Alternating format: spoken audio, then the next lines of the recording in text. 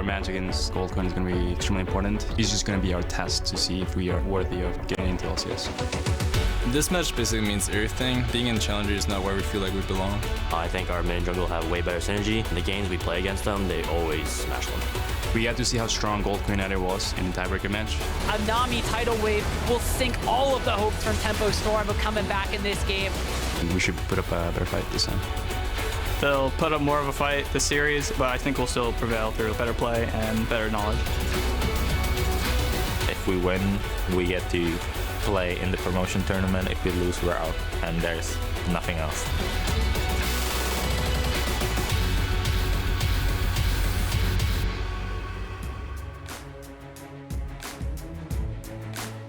Greetings, ladies and gentlemen, and welcome to the 2017 North American Challenger Spring Playoffs.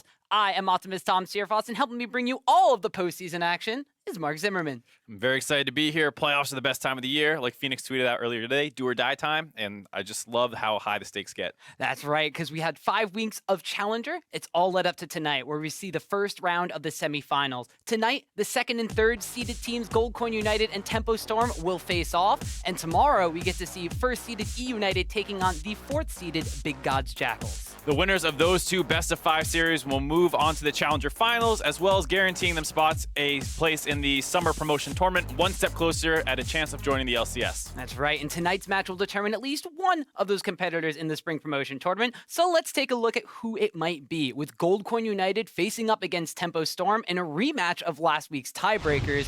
Both of these teams wound up finishing that week 2-0, but in the tiebreakers, it wasn't even close, and Goldcoin United decidedly won that one. Right, it was a sub-30-minute game, and Goldcoin United was basically in control the entire time. Phoenix flame Horizon his opponent hat tricks, and Santorin was racking up a ton of kills. It was very surprising considering Goldcoin United has a little bit of a stigma of being a slower team, so to see such a fast victory is surprising. Yeah, that's right. It's a really good sign for Goldcoin United, the team that we expected to be in the finals before the season even started. Yeah, I mean, it's a star-studded roster. You have Mad Life, Santorin, Phoenix, and it's a good sign when your least known players are MASH and solo to people who have plenty of pro experience behind them. Yeah, but it's also no surprise to see their opponents in Tempo Storm on the other side of the playoff bracket either, with only one rookie on their roster entirely. Right, and that rookie is Hatrix, who for the most part has proven himself to be a fairly consistent performer. Obviously had a little bit of a struggle versus Phoenix last week, but you know, over the rest of the season has had a pretty good showing so far. Yeah, Hatrix has shown some stuff, and all 4 remaining players on the lineup have some sort of competitive LCS experience. We can expect to see strong performances out of pretty much every lane this game. Right, and their team really has a pretty defined style of how they want to play.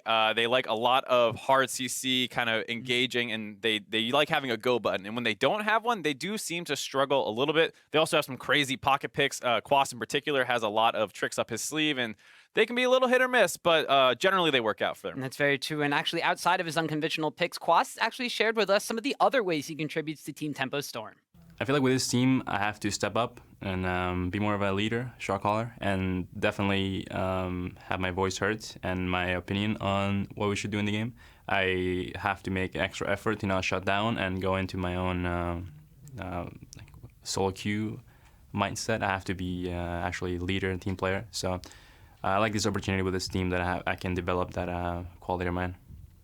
I mean, it's good to hear that out of him because for a period, Quas was basically considered the best top laner in NALCS. So now that he's in the Challenger Series, he has a pretty big burden in the sense where he has to be a leader on the team with that kind of veteran presence. Right, he's got the experience, he's got the skills. Now he's trying to take some over some other roles on the team. But the teams are about ready, so why don't we check out the starting lineups for tonight? We'll start on the blue side with Goldcoin United. In the top lane, it's Solo. Their jungler, Santorin. Mid lane is Phoenix, and the bottom side of the map, it's MASH and Mad Life. And starting on the red side, we'll be Team Tempo Storm, top lane Quas, jungle Zentinel, mid lane Hatrix, and the bot lane duo of Freeze and Sheep.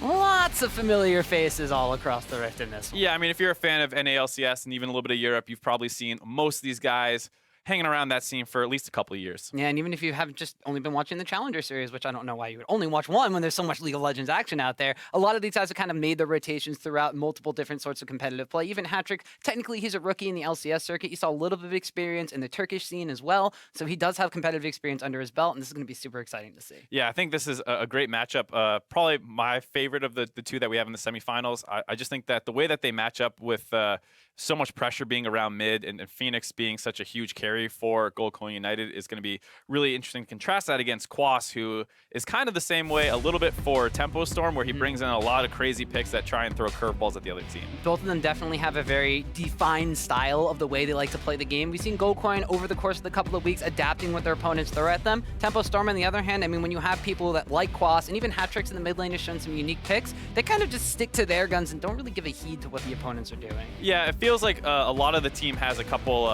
standard things that they like going for. We've seen a lot of Ashe, Malzahar, things like that out of Tempo Storm. And then Quas is usually throwing something crazy out there, things like Swain, Alawi. I mean, just crazy stuff that you're not seeing really anywhere else. Yeah, and one of the things that Tempo Storm really likes to have is kind of the go button, something that starts off like a crowd control chain to really kind of snowball the effect of what they're going to be going for. And two of those have actually already been taken off the table by Golden Coin United in the Malzahar and the Elise bans. Right, as well as the Scion being another one that kind of presses R at 6, hopefully starts a fight. Tempo Storm, on the other hand, heavily targeting Phoenix. He's been banned out a lot in the Challenger Series overall. Usually still has a pick that he can go for, so we saw the LeBlanc, the Rise, and then the Rumble ban as well, targeted at solo. Not too much of a surprise to see there, as well as the Varus first pick.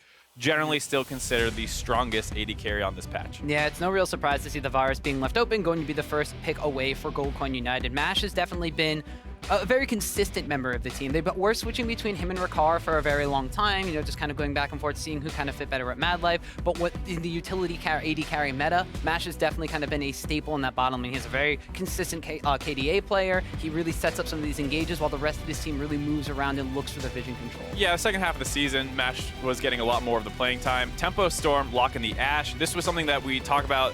Go buttons. This is one that they seem to play their best with. Whenever they have an Ashe, it feels like they have a pretty good team comp going for them, as well as the Vi. This is kind of the makings of the most standard one. So they jump away from it, they go for the Graves. I was going to say, Vi was kind of the one champion that Sentinel had been playing that nobody else was really touching. Even when we interviewed him, it's like, why are you playing so much Vi? It's like, I don't know, I don't think it's that good, but it yeah, works. we went with it, so, you know, we'll keep playing it. People are banning it. He wasn't exactly sure why it was working out for him, but here they go with the Graves.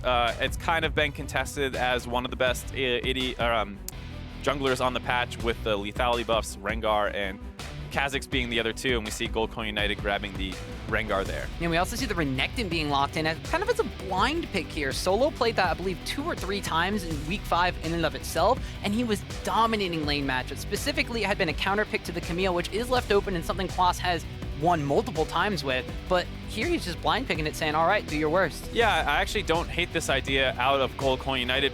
Renekton wins most matchups pretty heavily, especially carry versus carry matchups. So you see it often into Rumble, you see it into things like Camille, like you said.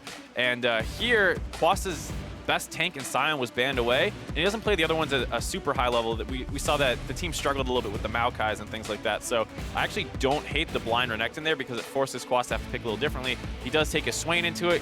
Quas, one of the OG Swain players, so he's probably familiar with the matchup more than anyone else who would have to play it. So hopefully he does all right here. Yeah, it's not necessarily a tank, it's some AP in the top lane, although if Tempo Storm are still starving for a tank, they have the support pick potentially to go for. Sheep is, of course, a renowned Thresh player. That's a little bit more of a tanky option. We have seen some interesting things from Hat-Tricks at the Nautilus mid they played against Delta Fox in week 5. Yeah, generally also Swain is a decent top laner. Definitely not a pure tank, but still considered a frontliner for the most part. Adds a lot of zoning potential because he is scary for AD carries to walk up into because he can actually turn it back around and threaten to kill them. So we'll have to see if Tempo Storm thinks they need extra beef or not in their team comp. The rest of the bans coming in, the Orianna and Nami for Tempo Storm. Gold Coin United banning out the Syndra. Probably trying to stop what is generally considered the safest and strongest early game control mage and hopefully get a more skill matchup for Phoenix in the mid lane. And then they rounded out with the Thresh. So a lot of mid and support focus to round out the second ban phase. Yeah, both of these teams kind of just targeting with exactly they know who is left open. We saw Tempo Storm in the first ban phase, you know, 2 out of those 3 of the bans were targeted at Phoenix. Sure, they're very strong picks in and of itself. That, of course, means you don't want to give Phoenix access to one of those, but Phoenix has been targeted, I believe, 5 out of the 10 bans, like in general, were mid lane bans in week number 5, almost every single game, and he still found something to dominate the game on. Yeah, I mean, that's one of the things Phoenix always had was a really deep champion pool. We saw it throughout his time in the LCS. He often had one of the most unique champions played in the split, so no surprise to see that despite the focus he receives in the draft, he's been playing very well. Here he goes with the Cassiopeia, a general very high damage mid lane AP champion, something that Gold Coin United probably needed given the amount of physical damage that they had in their team, so pretty happy to grab that one. And then they go with the Soraka last pick. This is something that's been being seen a little bit more over time. a little bit in the LCS with Aframu and Adrian grabbing it respectively. And here, I think this is going to be the first time we've seen Mad Life on it. It's the first time we've seen Mad Life on this rock. It's not the first time we've seen it in the Challenger Right. Series. I believe Team Gates wound up picking it back in week 4. Unfortunately, that was not a win for them. However, this time around, it's going to be in the hands of someone like Mad Life. It's going to be super, super annoying. And it does look like that the last pick overall is going to be the Victor for hat-tricks in the mid lane. This is another pick that's kind of seen a little bit more rise in popularity, like not that long ago, like just very recently. Yeah, very, very recently. And the thing about the Victor pick is back in the day, and not even that long ago, Cassiopeia was seen as a good matchup into Victor. And you are taking that into, you know, Phoenix's Cassiopeia, a very lane-dominant, aggressive player. This is kind of throwing down the gauntlet game 1 and being like, give me your worst, Phoenix. I'll take a not great matchup and be fine. And that's dangerous to do. Well, it does look like that hat-trick might be running with that exhaust. It does cut the power of the Cassiopeia a little bit, but still the lane phase of Cassiopeia is not necessarily the most dangerous part. It's going to be the fact that once Phoenix gets rolling, we of course know Phoenix as being a very aggressive player roaming around the map. When you wind up hitting that late stage of the game, Cassiopeia becomes pretty much like a pseudo-hyper carry in and of herself. Right, and I do think the Cassiopeia has a little bit less individual playmaking than we've seen out of Phoenix in recent weeks. A little bit harder to go flying into the jungle and invade and get a lot of free kills, so maybe not quite available for him on the Cassiopeia pick, but still a very strong champion in general to hard carry late game. And of course, Goldcoin United with that Renekton in that top lane. We've seen Solo, not only does he dominate his lane matchup when he winds up picking something like that champion, but he transitions that across the map in an extremely proactive way. We've seen him very early on being gifted that Solo first tower gold up in the top lane, and then immediately transferring it to mid lane to try to get Phoenix to open up to make those group plays. Right, and on the other side, Tempo Storm having a little less CC than we've seen them succeed with. Usually it's a couple of these kind of lockdown targeted CC abilities. Here it's basically only the Ashe. You have a little bit of follow-up in the Swain, but it's not really that guaranteed lockdown that they like to have. So Tempo Storm branching out a little bit here with their team comp in game 1. Gonna have to see if it pans out for him. Well, it's no surprise to see someone named Freeze playing the Ashe. It has been one of his most successful champions, and Tempo Storm in general love to play around that bottom side of the map. We've seen them, in contrast to giving Solo the Solo Tower Gold on top lane Renekton, Tempo Storm very often gives that to Freeze very quickly after hitting level 6. We will see them focus down on the bottom lane and open him up to be the one to make plays across the map. Right, I mean, Quas does have those kind of crazy counter picks, but he's usually left on an island with them. They don't go up there and gank a lot. They want him to generate pressure on his own or absorb the other team's pressure, while Zentinel kind of goes around the mid-bot lane a little bit more often, and then they try and transfer that pressure that they generated bot lane around the map. So definitely still have the tools to play that way. It is possible to gank the Ashe lane at 6, obviously. Victor can roam, especially once he gets that kind of Hex Core upgrade. He can wave clear a lot easier, start moving around the map. So they still have the option, but gonna have to see if they are able to execute that. And that's how some of the lane phase may wind up playing out, although both of these teams are not quite as active as some of the other teams in the Challenger Series in the early game. A lot of the times for Goldcoin United, it's been Santorin. We've talked to him before, saying he wants to step up to kind of be a leader, a better shot caller, make more proactive plays on the map.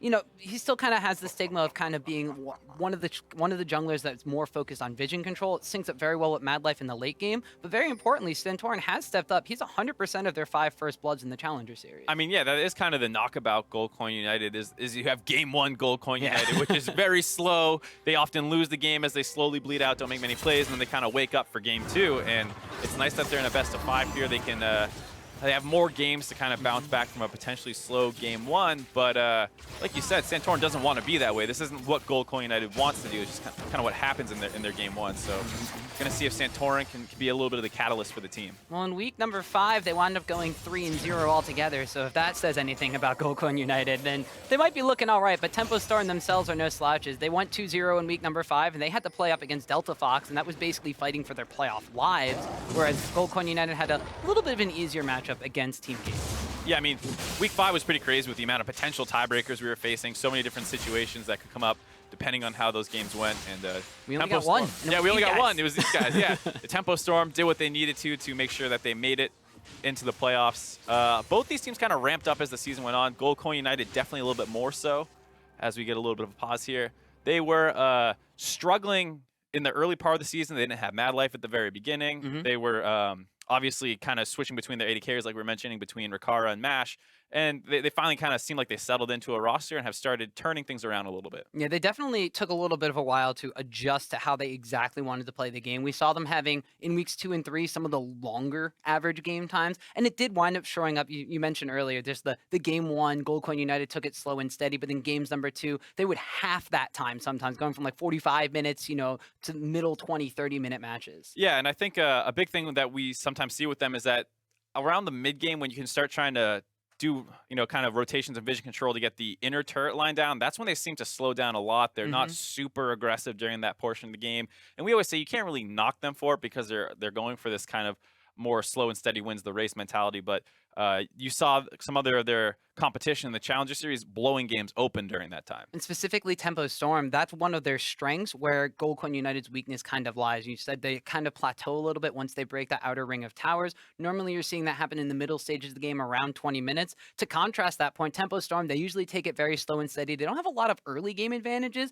but if they have a gold lead at 20 minutes, they won every single game. I mean, that's why they like those go buttons, because when they have a lead, they do a good job of identifying how to use that lead. So we've seen Quas on Sion getting these flanks off or coming right down the mid lane. He's been able to show that he can engage in multiple different ways. And then the best part about having multiple go buttons is that even if one slightly misses or it's not the perfect engage, you have a couple other tools coming in to assist in those team fights. So they've shown with those comps, they're very, very good. It's been when they're forced off that they struggle a little bit. Right, and as you mentioned during Champions, like this composition has a couple of the less go buttons than they would like. The Victor's kind of like the adjustment from having maybe like that Syndra in the mid lane who maybe gets a little bit of an easier stun than laying down the gravity field. You don't necessarily have the Vi out of the jungle, which is something that we've seen Sentinel kind of play himself, but those point-and-click CC abilities like the Malzahar was taken away too. Gold Coin United banned them all away from Tempo Storm in the tiebreaker matchup, and it was a very decisive win for GCU. We'll see what Tempo Storm has actually done to adjust their game plan coming into this best of 5. Right, I mean, that tiebreaker match was very, very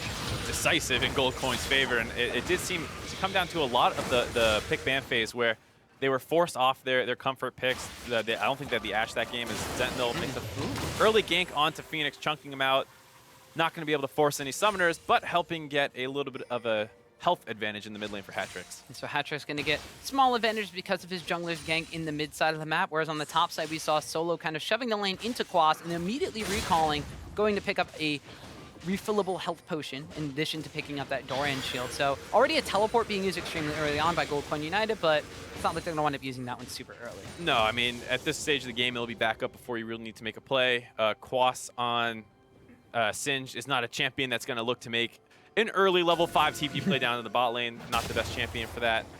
See Santorin move up to the top side jungle, getting a little bit of counter jungling in, as well as getting some vision control so that Solo can keep pressuring the Swain 1v1. We'll have to see if Santorin, although he has yet to really go through a lot of his jungle, preys upon any sort of tendencies he knows about Quas. Both these guys were on energy last split. They have a little bit of a history together, and I know from talking to both of them, they're kind of excited to beat up on each other. Right, and I think it's kind of interesting when you look at these two teams. A lot of them were former teammates or have a history of playing against each other. Obviously, Phoenix and Quas were teammates during the Season 5 days of Team Liquid, and Phoenix continued on for a little bit of with Team Liquid during Season 6, but Santorin, they played against him when he was on TSM. And then, yeah, like you said, there's just these kind of little fights everywhere. It's like a big family reunion in the Challenger Series, but only one of these guys can make it back to the LCS, and that's going to be really, really important because these teams are stacked with talent. Yeah, I mean, Challenger Series has definitely been kind of leveling up over the course of the years where you see a lot more of investment coming in high-quality players. I mean, just look at the fact that you see Mad Life in this game, right? Like, who would have seen that coming a year ago, right? I don't know. I certainly did not, although he's on the Soraka this game, which is something, as you mentioned, we haven't seen him play very often. Of course, he has the legacy of being the Hook champion master, but he's definitely kind of shown up with a bunch of different picks this time around. He's played a lot of Zyro when that was still very popular, basically going with the flow as to what champions are very, very strong in the bottom lane. He's shown an adept, aptitude at playing. So right, he's definitely had a little bit of a champion pool that's been all over the place, almost too much at points where it didn't seem like they knew exactly what they wanted to play. There were times where he was forced onto a Braum pick and a not great matchup because the rest of GCU didn't have a tank. Situations like that were happening early on. But not only has their play been showing up, it seems like their pick ban phase has as well. Loco Doco being the coach for the team has a bit of a history in the LCS, so overall been a good coach overall, despite the kind of negative reputation that he tends to get.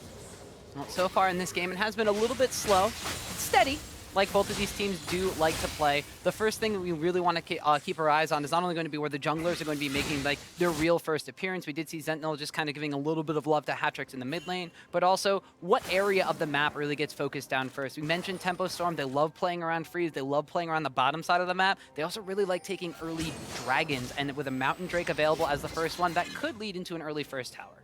Yeah, definitely when they start hitting sixes on a couple more of their champions, only Hatrix there right now, I could definitely see them trying to focus around the Mountain Dragon. Great dragon for both these teams, being able to push in and take turrets and neutral objectives easier. The other thing is that we see a huge CS lead for Santorin right now. He's done a good job of getting counter jungling, and even though Rengar is a champion that makes a lot of plays at 6, he's not always seen as the hardest farming jungler, quite like a Graves is expected to spend a lot of the early game looking to get a CS lead because he does scale extremely well.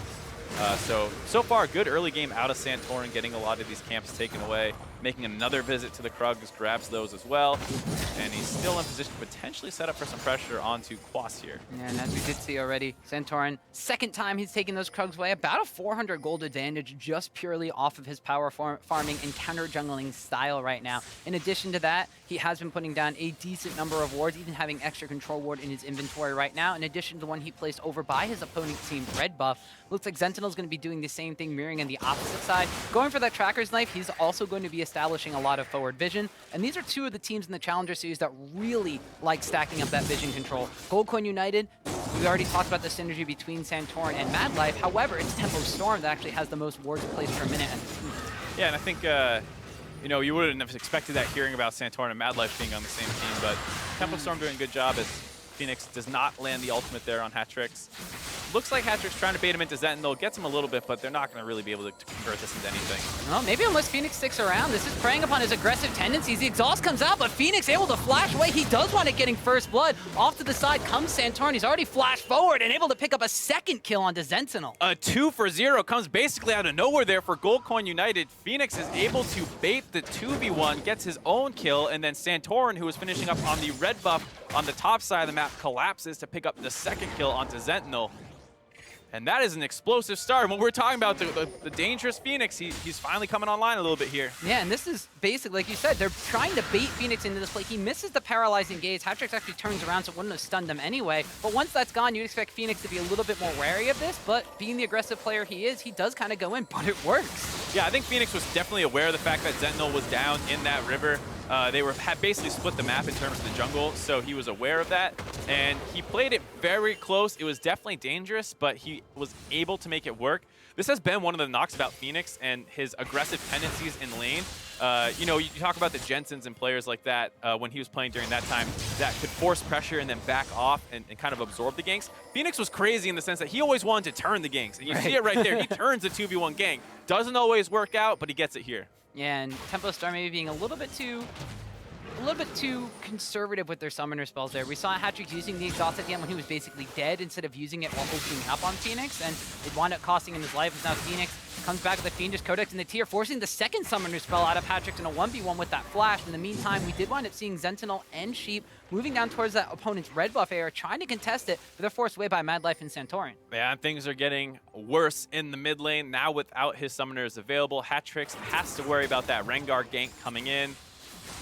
Santorin doesn't have a flash, but he's pressured under his turret here. The ultimate is coming back up, and it's going to have to play very safe. Sentinel hovering around there as well, but Solo rotating down, forces the teleport out of Quas. Not sure Tempo Storm can actually get anything off this. Yeah, he cancels that. Yeah, so Quas thinking they wanted to turn that one around, but there was no gank to be had either way. And we mentioned that Solo on this Renekton, as lane dominant of a champion as Renekton is, Solo definitely plays it in a different style where he tries to transition that lane dominance pretty much everywhere else. Yeah, you could see that the early game plan for Goldcoin United there was take the pressure that they had topside, control the top jungle for Team Tempo Storm. That helped Santorin acquire that CS lead, and then Phoenix playing very aggressive in that mid lane matchup. We said it could easily go in Cassiopeia's favor, and we see him win a 1v2 as Santorin starts opening up on the Quas. We see Renekton and Swain trading blows back and forth, but of course with that Ravenous Flock, Quas is going to be sustaining himself A-OK. Already has the Catalyst Protector as well, so that's going to be converting HP and mana into HP and mana, or vice versa, the way it winds up working that way. A little bit difficult to explain off the top like that. But yeah, I mean, they're both two champions with a lot of sustain. Those all-ins, you can already see both of them basically back up to full health. Not going to be able to really kill each other without any sort of ability to cut into the healing that's available to both of them. So mostly even in the top lane. Mid lane going further and further into Phoenix's favor, now about a 15 CS advantage. And that's all off of the fact of that one turned around gank. And to think about it, sure, Phoenix was the one who wound up getting the first kill and getting that outplay in the 1v2 situation, but a lot of it did wind up coming from all of the control that Santorin had on his opponent's side of the map. Knowing that the only place Graves could be was really to kind of supplement that gank in the mid lane. And this is what we talked about already. Santorin wanted to be known to be as somebody who took a little bit more of a leadership role, took a little bit more of an active role in how the team is going to be playing out the early game. We see him transitioning a couple of those leads into the mid lane here, whereas Phoenix unfortunately misses the second paralyzing gaze of the game. However, on the bottom side, Freeze is going to open up now that they are level 7 here. The Enchanted Crystal Arrow does wind up landing. The Karma Root does not quite snag onto Mad Life, and a Piercing Arrow from Varus will turn a decent amount of damage around in this trade. Yeah, it looks like they spotted out Santorin on the top side. Freeze not happy to let his team slowly lose these advantages. Wanted to force on the bot side, but they're not able to get anything. And in the meantime, Santorin takes that pressure in the top side and converts it into a kill onto Hatrix mid. This is what we were saying that he had to look out for. Yeah, they said they saw Santorin top side. I don't know if Hatrix did, but he saw him when he came and jumped on him already. So another kill going over in the mid lane, this time to Santorin getting the second of the game. Gotta look at that Victor pick and wonder if that was worth the last pick. Don't know what else he had in his pool to be available, but it's definitely a tough matchup, and you're playing it into arguably Gold Coin United's best player. And that is where the first turret is going to drop. Phoenix grabs solo gold on that one. Yeah, solo first tower gold going to be going over to the already super far ahead Cassiopeia. Had both pieces for the Merlonomicon. Wouldn't be surprised with that extra bonus gold. It's going to wind up completing that first item extremely early on. We mentioned how much of a bully that Cassiopeia could potentially snowball into. If you're at 13 minutes in and Cassiopeia's already got a completed first item, it's going to be really, really fast snowball. Yeah, this is tough for Tempo Storm. You can maybe deal with the Renekton snowballing, someone who falls off a little bit heavier. Cassiopeia not one of those champions. Tempo Storm's bot lane continues to try and get aggressive, but they're not actually able to find a good opening. They don't quite have the Enchanted Crystal Arrow available, and this is kind of an interesting adaptation from Tempo Storm. They focus Phoenix extremely heavily in the ban phase, and then focus them extremely heavily by giving a lot of attention to Hatrix and help in that mid lane matchup, whereas Tempo Storm has generally had success in the bottom side of the map, but I don't think I've actually seen Sentinel go down there besides just now, 13 minutes in. Well, it's tough to deal with the pressure that Gold Coin United was putting out. You were losing top lane, not necessarily in terms of farm or anything, but it was the fact that he was mostly pushed in. Santorin was free to go up there all the time. And then Phoenix and Hatrix were farming even for a little bit of time, but as soon as Phoenix got that first kill in that 1v2, you saw that Hatrix was basically shoved in under his turret and chunked out the rest of the time. So that really does pull Sentinel around that mid lane to try and hold on there. Doesn't actually protect the turret. We still see that Hatrix goes down, and now they're going to try and snowball that pressure down to the bot lane. Yep, solo. Looking to get a ward over on the red buff wall. Quas just says hello to him, and they wind up blast coning over each other's wall there. As Hatrix was 2 levels down, now that Phoenix kind of roamed down and motioned towards that Dragon Pit area, has caught up a little bit in experience. But that's just going to be another burden that this Victor pick is going to have to try to overcome in this already one-sided mid lane matchup now. 139 CS compared to 106, 33 CS advantage. Massive. Aaron, you see the amount of pressure that Phoenix and Santorin have now grouping up to invade into the top side. Up 2,000 gold on his own. Huge lead for Phoenix. Meanwhile, Solo, though, in the top side, getting bullied around a little bit. When you got a fed Cassiopeia roaming up there, I would want to bait that one out all the time, too. Meanwhile, Santorin cuts off Sentinel in his own jungle. A decent amount of damage being traded back and forth, whereas now Solo getting aggressive with the dominance pop. Flashes forward, gets the stun on the Quas. That's another kill going over to Phoenix. Yeah, you get to bring up that Merlonomicon to cut into the healing of the Swain. Quas also running low on mana from the extended trading from Solo.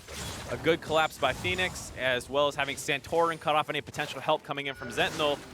A lot of pressure around this top side. Doesn't look like they're even going to be able to get their red buff, maybe. Does secure it there. Smite secure, so small victories for Sentinel and the side of Tempo Storm. However, Gold Coin United are already starting extremely early on with one of their biggest strengths, which is kind of this suffocating vision control, completely denying their opponents and trying to force them into these errors. Right, they tried to make some plays around the bot side. Tempo Storm still had some decent vision control. Sheep has done a good job of making sure that they're not open to these roams.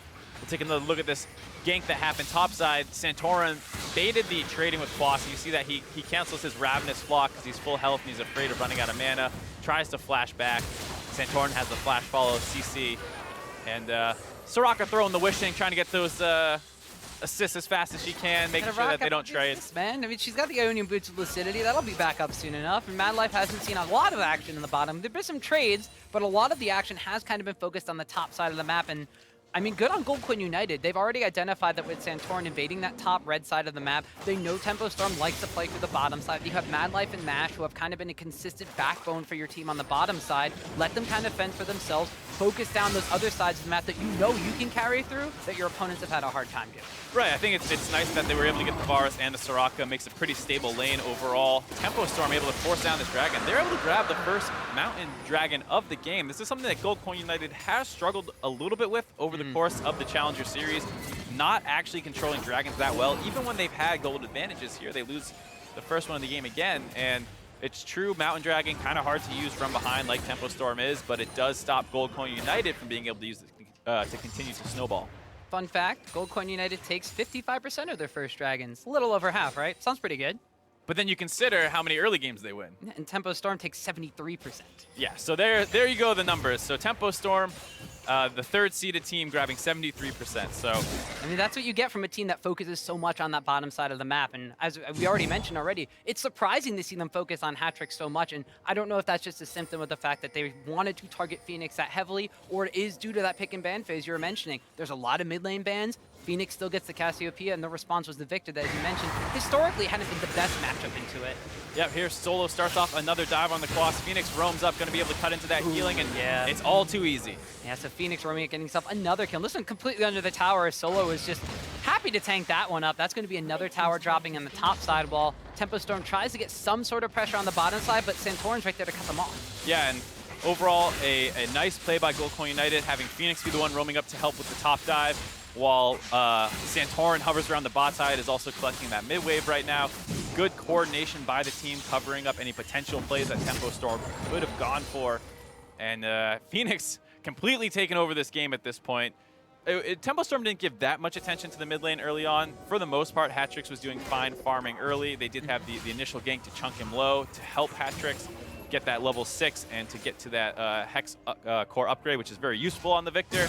And then they had the repeat gank, but did not stop Phoenix from going off this game so far. No, and as we see here, Solo himself, you know, the blame bully Renekton, happy to pop the dominance and tank up a tower for as long as he needs to for this Cassiopeia, who we mentioned might not roam that much when she's opened up on the map like this. Like you said before, it's just too easy.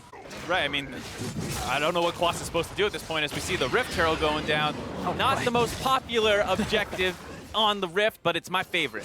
I mean, it's definitely going to be a favorite of Renekton as well. If he's already dominating that lane matchup to the point where he can dive through towers with a little bit of help and wind up picking up a kill on a sustaining champion like Swain, now you got to deal with that Glimpse of the Void buff. It's going to be chunking down towers, chunking down opposing champions, and even if they send 2 people to deal with him, it's taking less damage. Meanwhile, the Flash on the bottom side of the map has been blown by Mash, as now Tempo Storm kind of shifting their focus down towards the bottom side of the map. Sentinel's been starved of his farm for a very long time. Almost half the CS of Santorin, his opponent in the jungle.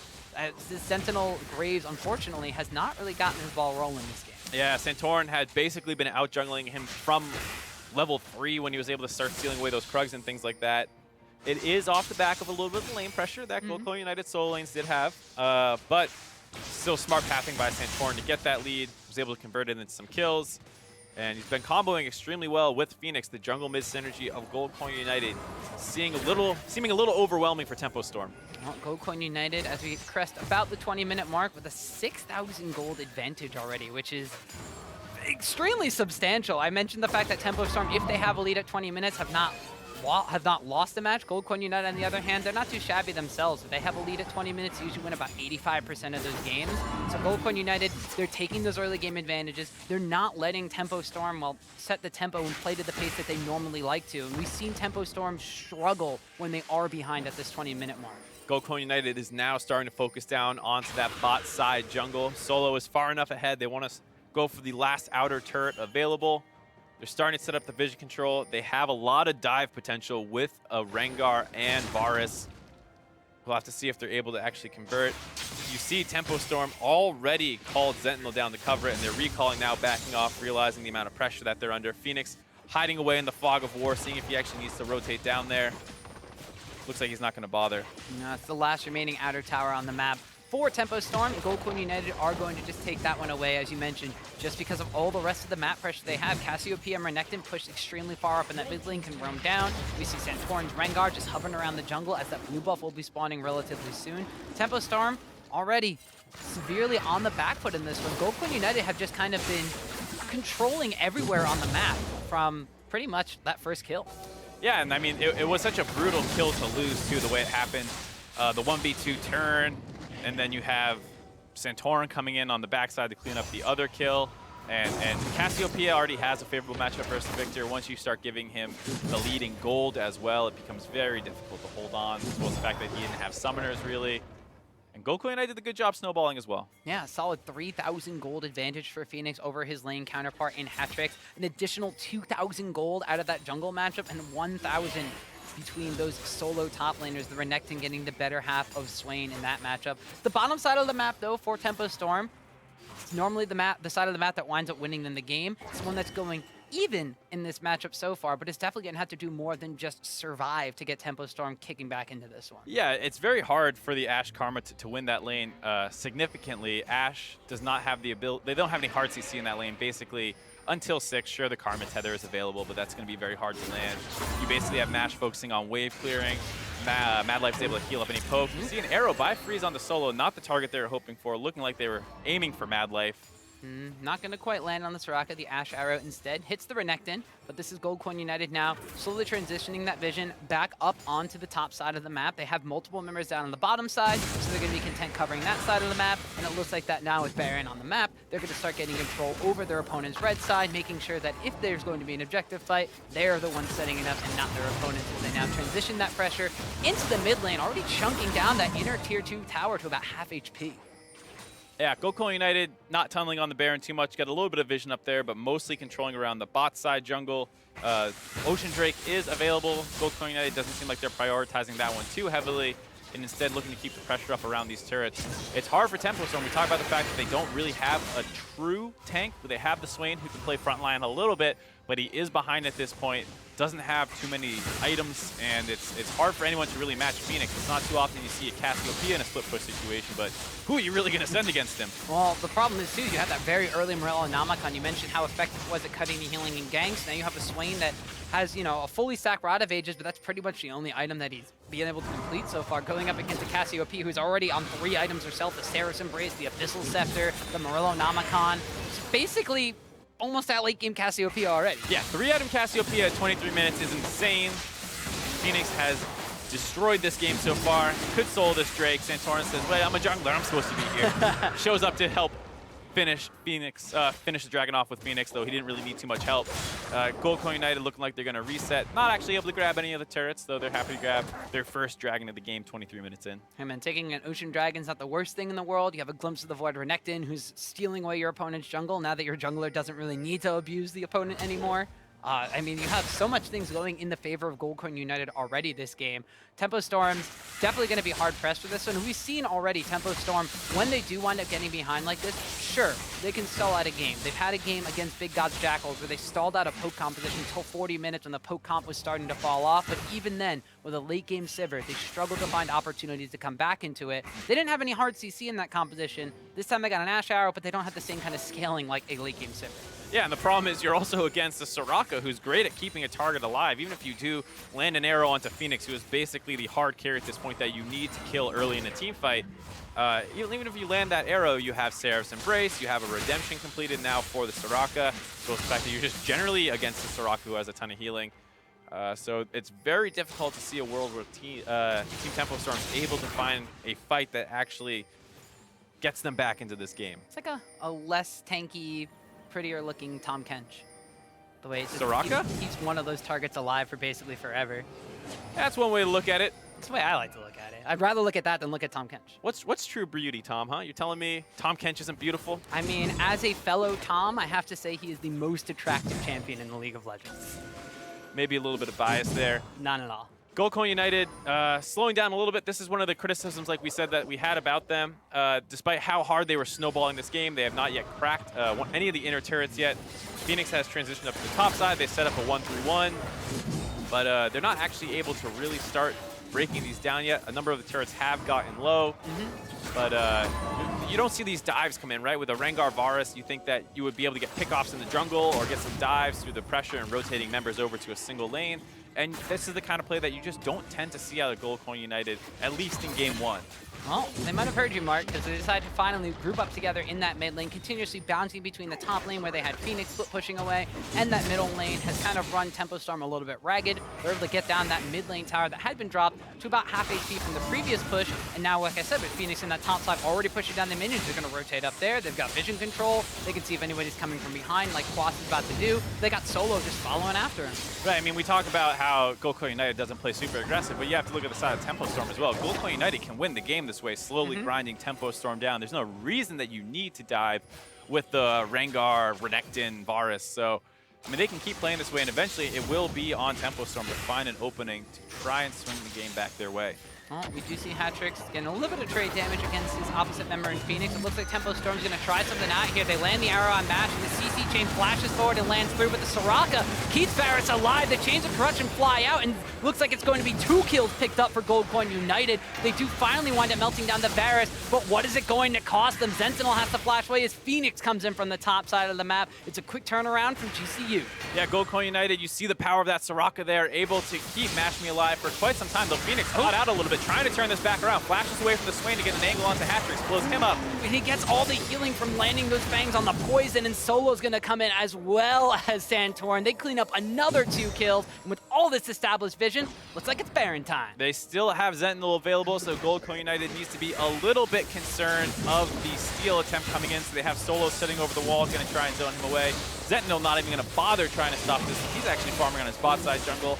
Gold Coin United is going to be able to grab the Baron off the back of an engage by Tempo Storm. And that's what we said.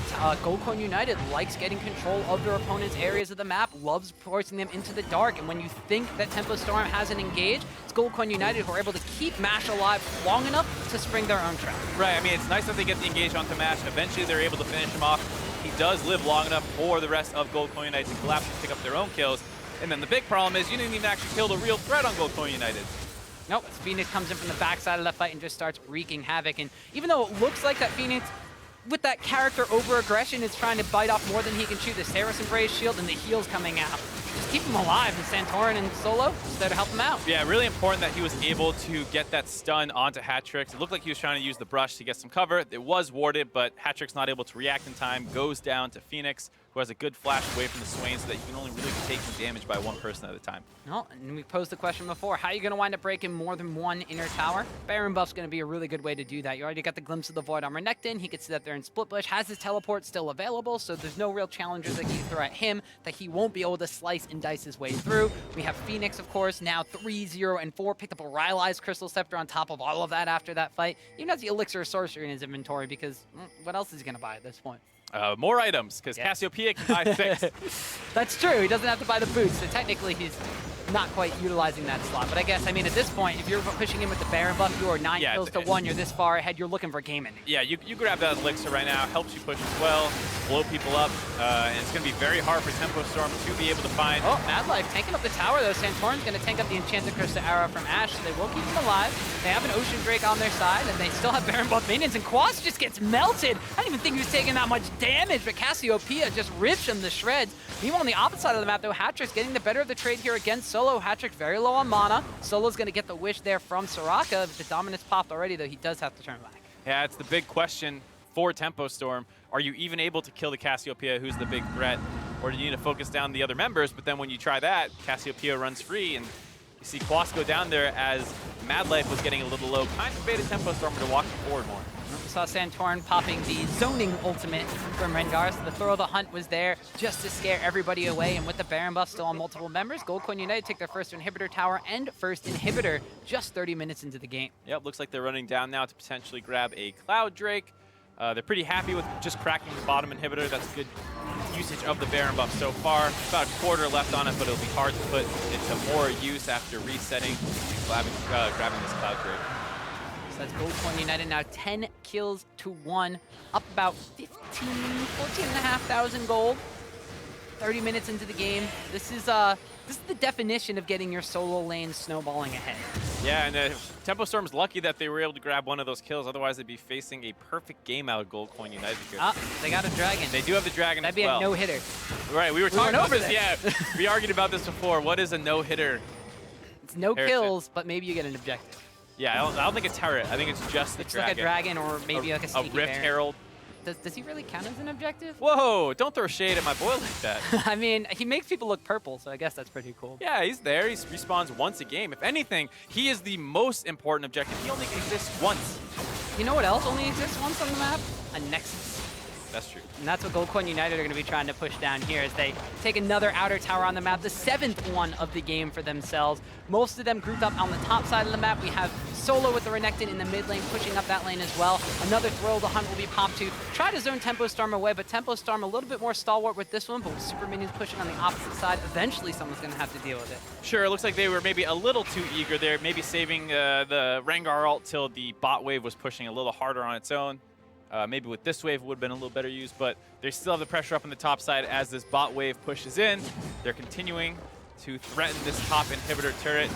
Lots of zoning abilities for both teams to come out here. It's still pretty hard for them to push without this Baron buff. A lot of wave clear available with the Victor. That's true. Victor and Ashe. No slotches at wave clearing, and if Quas is not going to be rooting anybody up, he can wind up using the Crepify as well as the Never Move to help aid in that as well. So while the minions are taking more magic damage than normal, it looks like they are going to rotate towards the mid lane here. The Enchanted Crystal Arrow does land on Matt. He's able to wind up punching that one away with the Quicksilver Sash, and it does look like a Tempo Storm, though they've blown pretty much every single ultimate on their side, are only going to dissuade Gold Coin United for a couple of seconds. Yeah, and you see Mash is already back up to full health on its own, basically. Mad Life on the Soraka has plenty of regen on his own, especially when you factor in the Cloud Dragon, able to heal up the members of Gold Coin United when they get low. And there was a Chain of Corruption landing down onto Freeze, a little bit too far back in his own base though, so they did not wind up snatching that one up. You see Gold Coin United, Baron buff not on them. Baron power play wasn't exactly super large, but they've already taken a lot of things on the map. They really only got cracked open that bottom lane inhibitor and is giving them all this map pressure at the same exact time. So gold counts be damned. They are able to get this top lane tower off of that because Tempo Storm are just floundering back and forth between multiple lanes, trying to cover everywhere, but Gold Coin United are just not letting them. Right, you see Gold Coin United keeping the pressure up consistently. Like we said, with that Ocean Drake and Soraka, it's almost impossible to just poke them out of these kind of sieges. And on its own, the super creeps in the bot lane are going to grab the first Nexus turret of the game. Well, I did say someone was eventually going to have to deal with it, and if you don't, that's what happens. They take your Nexus towers because they're super creeps, and that's what they do. Yeah, it's hard to figure out a member who to send down there too. Quas on Swain, not the best at dealing with the super creeps. You really probably want to send the Victor down, but then he's also your best wave clear on his own. So Tempo Storm not really having a good option to pick from there. End up losing both objectives on opposite sides of the map. And Gold Coin United playing slow, more disciplined. Don't overextend after taking that top lane inhibitor. Baron is going to be available on the map in less than 1 minute. They have no reason to try to really rush this one through. They're still only 33.5 going on 34 minutes into this game. They have the stranglehold down on Tempo Storm, and they're just looking for that one more calculated fight. I mean, at this point, they could even just let the super minions end it because Tempo Storm can't even deal with it. Right, just group up as 5 in the mid lane. There's really not much Tempo Storm can do. They'll shoot out all their zoning abilities. That's great, but you just have to wait a little bit for your side waves to crash on their own. And eventually Tempo Storm will have to respond to those or risk losing their base just to minions. Yep, you already see Gold Coin United taking your advice, Mark, grouping up in the mid lane. 5 strong there. They have the bottom lane already pushing with super minions. Top side has yet to crash into the Tempo Storm base, although with super minions pushing on that side as well. It's only a matter of time, and they just have to sit here, sit back and poke down this already low mid lane inhibitor tower. That one's taking a bit more damage there. Mash will step up, take a couple of pot shots at that one, and then back away. Like you said, it's just a matter of time before Tempo Storm has to act on something. Yeah, Tempo Storm is definitely in trouble. Gold Coin United does not even need to force a fight. They don't even need multiple members to secure this Baron. I was wondering if they were going to bother going for it as multiple members were still hanging out, pressuring the mid lane. Instead, Phoenix and Santorna says, all right, we'll two-man this. Don't get engaged on mid. This could be an opening for Tempo Storm, but it doesn't look like they're going to be able to find it. They use the Hawk Shot, so they know this is going on, but it looks like they just can't get past the remaining members of Gold Coin United to even contest that. So a second Baron of the game going over to Gold Coin United. You know, the inhibitor on the bottom lane has respawned, but that's an exposed inhibitor, now a Baron buff on GCU. Yep, Fat Lady's starting to sing here. The Baron buff will be the last little piece needed for Gold Coin United to crack this base open, most likely. Bot inhibitor, like I said, respawning, but I'm sure that one will go down as well pretty quickly here. Gold Coin United just need to play this slow and steady. They land the arrow, but they're not even really engaged with it, using that more for zoning as they focus down the last inhibitor turn of the game on Tempo Storm's face. Yeah, the Chains of Crushing was used there. Swain dropping extremely low. The Enchanted Crystal Arrow is used as well, but Phoenix is flashing forward, getting as much damage down on Sentinel as possible. 3 members simultaneously falling from the side of Tempo Storm. We even see Santorin jumping super far in and trying to get his Golden Guardian Angel popped underneath a Nexus Tower. Solo is zoning away hat-trick from his own base, and with that 20,000 gold lead. it's going to be Gold Coin United with a romp in game number 1 over Tempo Storm. Yeah, I mean, you saw how unclean that engage was there, but the gold lead makes it so that Gold Coin United basically can't lose. They destroy Tempo Storm in game 1, basically off the back of Phoenix's great Cassiopeia play. Yeah, and that was just basically, you said both of these teams kind of like playing their own sort of style. Tempo Storm is generally one that kind of ignores what their opposing team is doing. Well, at this point in time, when you ignore what Gold Coin United was doing, it just let Gold Coin United run away with the game. Yeah, I mean, Gold Coin United's style is definitely more defined by the decisions that they make versus the champions that they play. And so in that sense, it's a little easier for Tempo Storm to get banned off the picks that they're really good at. So you see the Malzahar ban come in, as well as the Scion ban. Now Quas doesn't have great tanks to play. And I don't think that was the huge problem this game, but you can see that Gold Coin United has a style that they want to play this slow and steady, and it isn't limited by champion pool at all. No, and as you already saw, target bans were the big reason why Gold Coin United were able to kind of get their hands on some of these things and force the hands of Tempo Storm. You had the Malzahar being banned away. You wound up having, you mentioned already, the Scion being banned away. A lot of these initiation buttons that the side of Tempo Storm like to use were not on the table for them. They were able to get the Ashe, but they just didn't focus around that bottom side of the map whatsoever, and Freeze never got the advantages that he normally gets when you see a Tempo Storm game. Yeah, it's definitely hard to focus around the bot side when the mid lane is under that much stress. It was basically right at level 6 when a lot of that kind of 2v1 turn kill from Phoenix happened, and I think you have to look at the mid lane electing to go with the victor into that Cassiopeia, playing a disadvantageous matchup into the opponent's best player. You have to look at that and kind of raise your eyebrows and say, I'm not sure that was the best idea. Well, not only is Phoenix the best player potentially on Gold Coin United, at least from the perspective of this game entirely, but he also winds up having one of the higher damage shares, the first for all the mid laners in the Challenger Series. He only gets the second highest amount of gold resources out of 6 teams, so it's not necessarily a super large amount, but he's super efficient with that. His damage per gold ratio super high, and I mean, when he's having an influx of gold like that, he winds up not dying. He winds up roaming up and creating advantages for the rest of his lanes. You get to see why they prioritize this guy so much. Yeah, and it's nice that, like we said, he can play basically anything. There weren't a ton. There was only 4 mid lane bans, but Phoenix showing that you can't really ban him out. Blinds and Cassiopeia to help the team comp. Takes this 2v1, very impressive, and then after that, he's able to start spreading his wealth around the map, going up topside, helping Solo out, and then eventually threatening dives around bot lane as well. So a lot of the advantages basically came through Phoenix, though Santorin did have a good early game pathing as well. Yeah, I was going to say a lot of the advantages Phoenix got actually came because of the fact that he was able to ward up the top side of the jungle, steal the Krug's Way multiple times, force Sentinel away from that side of the map, and then was able to kind of just counter gank and turn things around off of that play we just saw in the mid lane. Yeah, and we talk about how Tempo Storm's bot lane is kind of the focus for them getting things going. For Gold Coin United, you take Soraka, you take Varus, and you just kind of hold on to the lane and let the top side of your map control the game. Well, that was definitely a Gold Coin United sided game number 1. We're going to be headed towards a break while the teams regroup for game number 2. So stick around to see if Tempo Storm can tie the series or if Gold Coin United is going to jump out to a 2-0 lead. Well, maybe unless Phoenix sticks around. This is preying upon his aggressive tendencies. The exhaust comes out, but Phoenix able to flash away. He does want it getting first blood. Off to the side comes Santorin. He's already flashed forward and able to pick up a second kill on the Zenith member in Phoenix. It looks like Tempo Storm's going to try something out here. They land the arrow on match. The CC chain flashes forward and lands through, but the Soraka keeps Varus alive. The chains of corruption fly out, and looks like it's going to be 2 kills picked up for Gold Coin United. Big see you. Yeah, Gold Coin United, you see the power of that Soraka there, able to keep Match Me alive for quite some time. Though Phoenix caught out a little bit, trying to turn this back around. Flashes away from the Swain to get an angle onto Hattrix, close him up. And he gets all the healing from landing those fangs on the poison, and Solo's going to come in as well. With that 20,000 gold lead. It's going to be Gold Coin United with a romp in game number 1 over Tempo Storm. Yeah, I mean,